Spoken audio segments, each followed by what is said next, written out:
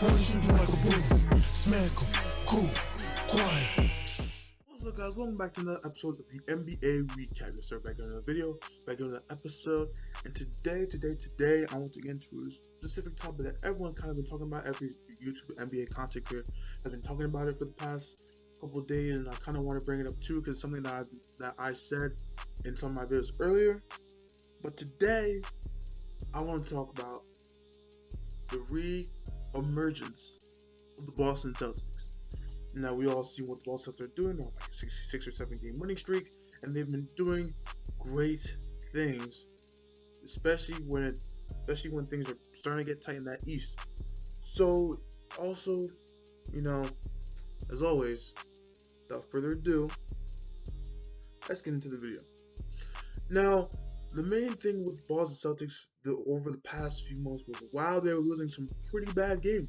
If I can pull it up on the games that they've lost that were pretty dumb, I think you'll be very surprised to believe that they're 4th in the freaking West right now. So it's pretty amazing.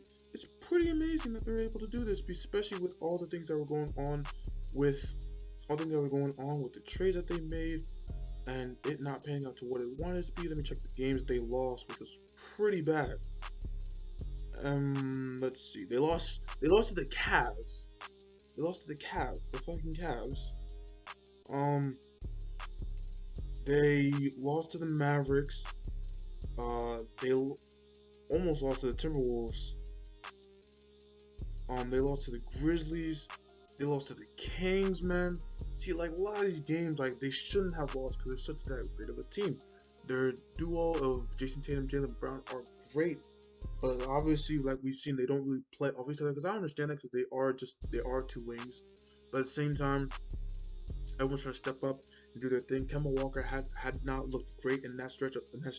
So they've kind of been trying to figure things out with him.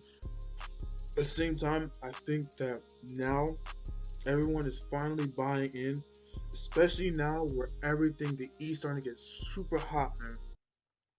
The Celtics they made their run finally at a great point. We just saw one, in my opinion, I tweeted this out, like one of the best games of the season.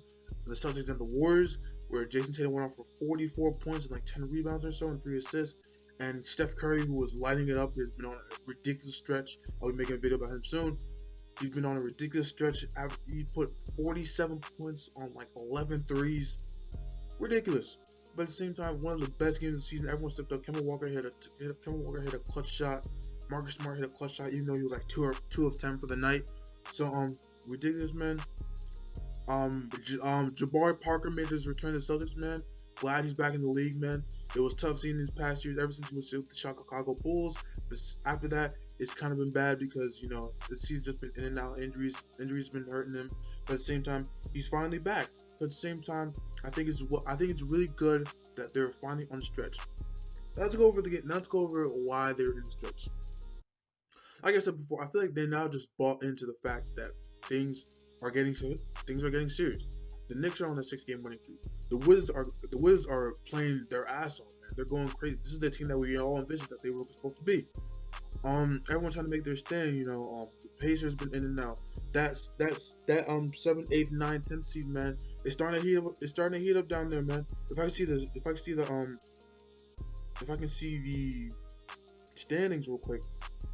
The Raptors, man. The Raptors have just moved up to 10th over Chicago Bulls. I'm seeing a lot of Chicago Bulls fans just like give up on their team, which I understand, but at the same time, damn, that sucks. Especially when you just traded for an all-star center. The Pacers, man, still hanging on to that 9th spot. The Hornets are still falling down, even though they're still trying to hang. They're still hanging tough, even without their 2 best guys out. The Knicks are on a 6-game winning streak. The Heat just got a big win against the Nets, man. So plenty of stuff is happening. Plenty of things are happening, and I'm really glad the Celtics were able to bounce up to that 4 or 5 seed. Well, they're tied for the 4 seed with the Hawks. But at the same time, they're doing great things. I appreciate them for actually stepping up and doing their thing. People were giving all their different things. Like Robert Williams, why is he inserted into the starting line even though Robert Williams can play, like we've all seen? Kemba Walker, should he be traded by the trade deadline? Was he the good idea? Was he a great idea for Celtics, man? Ridiculous, because Kemba Walker is really an all-star point guard, and even though he hasn't been playing great, he had not been playing great. He's been playmaking, he's been doing his best things. He's been doing the best things he's been doing. He's been passing the ball. He's having like what 18 points, like 6 games, 5 or 6 games. I like what I'm seeing from him because it's even though his shot hasn't been falling, he's still been able to do great things. Obviously, we have not seen that Kemba Walker-esque game, I guess, until last night, or not last night, a couple of nights ago, where they faced the Warriors, where he hit that tough shot. At the same time, everyone's just been buying it, and it hasn't even been, their team hasn't really been fully healthy, honestly. Evan Fournier has been out with the you-know-what. Jaylen Brown was out last game, and they got his thing. I believe Robert Williams didn't even play either, because they've just been hit with all the different issues, the health safety protocols that they've been dealing with, and all the different things that have been happening with their group. So at the same time, it's great now that they're finally making a run. They're finally letting us know how their team would be in the East. Now, obviously, if you want to jump more, it's probably not possible, considering that I think the three teams up top are pretty much good to go. I don't see anyone jumping the Milwaukee Bucks, the Nets, or the 76ers. So I think that's the only thing that's gonna go on there. They have the Celtics, man. I just think that they really turned around. Everyone was just going crazy. Is Brad Stevens' job in jeopardy? It's just like, wow. It's really because like they were like 3 games under 500 for a period of time. Like it was that bad. It was like, could they be in the play-in tournament? The Boston Celtics? Damn, that's crazy. Especially with especially with all the talent they have. Now, obviously, they added some new pieces with Evan Fournier, who had a pretty horrid first game, but obviously has been out with the you-know-what, and also with Jabbar Parker giving them some really good minutes against the Warriors. I really like seeing what I saw from Jabbar Parker. Obviously not the best defensive guy, but at the same time he's giving you that offensive scoring off the bench, which they clearly lacked.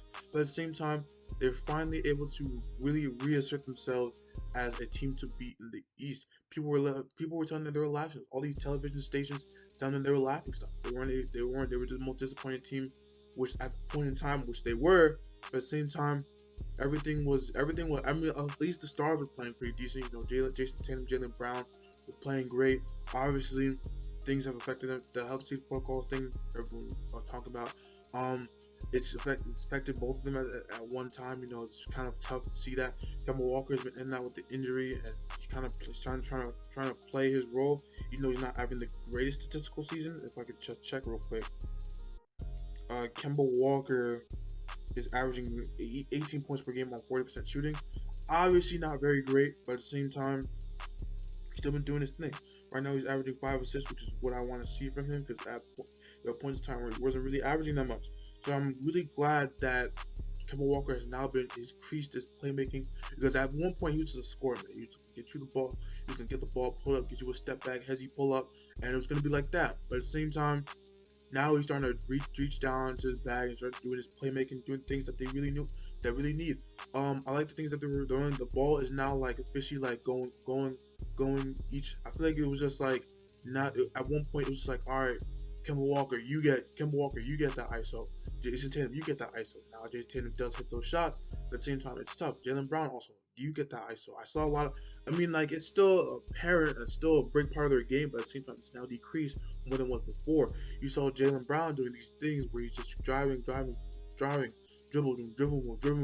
tezzy, spin, step back, miss. It's just like you can't do that with basketball unless you're the Brooklyn Nets.